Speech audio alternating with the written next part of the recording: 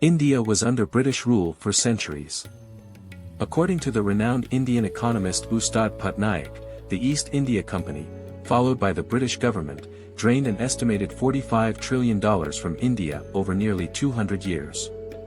To put this into perspective, Britain's current GDP stands at around $3 trillion.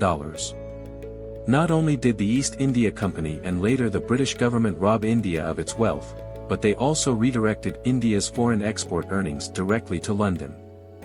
This had a devastating effect on India's ability to import necessary machinery or technology, leaving the country unable to modernize on its own. This term was coined during the British colonial period, where these officers collected taxes and helped create widespread famine. The East India Company plundered India in an organized manner. Initially, they raised taxes on the public threefold. Then, using the collected taxes, they bought goods from the locals and sent them to Britain. Effectively, everything the East India Company exported to England was taken without any payment. They collected the money from us, bought our goods, and shipped them to their country. The common people, especially farmers, did not have the means to understand what was happening at that time. To ensure everything went smoothly, the British set up two departments, one for collecting taxes and another for purchasing goods from the common people and farmers, which were then overpriced to maximize the profits. Today, when we look at the history of some business houses, they often boast about their successful business models and how they built their companies.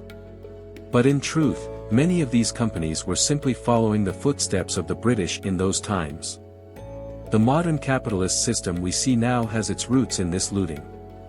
The wealth that was extracted from India was used by Britain to invest in North America and Europe, where they built railways, roads, and factories. During the colonial era, Britain fought wars such as the First and Second World Wars, and the costs of these wars were imposed on India.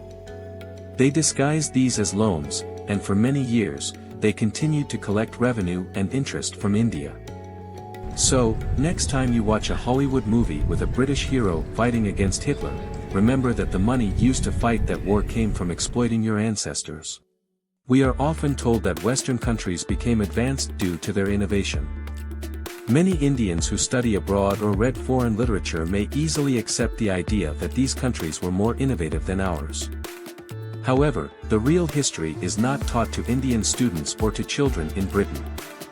Today, the West constantly speaks about the importance of free trade. However, in the Cambridge Economic History of India, there is no mention of how, between 1700 and 1846, Britain implemented harsh policies against Asian textiles. So, the next time someone praises the West, ask them what happened to India's export surplus earnings from 1765 to 1945. Why is this not included in their narratives? Even today, many of India's problems, be it corruption, an ineffective judicial system, police oppression, or religious tensions, can be traced back to the British colonial period. There's a saying that, stolen wealth always comes back to haunt. The British looted vast amounts of wealth, but today, their economy is in decline. Meanwhile, despite all the exploitation, India is slowly but steadily recovering. As for the East India Company, today an Indian, Sanjeev Mehta, has bought it. It now manufactures luxury tea, coffee, and other premium goods. Before I conclude, I'd like to remind you that you can watch my other channels or my previous videos on this channel from the links in the description below. Did these videos help to enlighten you a bit more? Let me know in the comments. Please share and subscribe to my channel for more interesting videos. Thank you.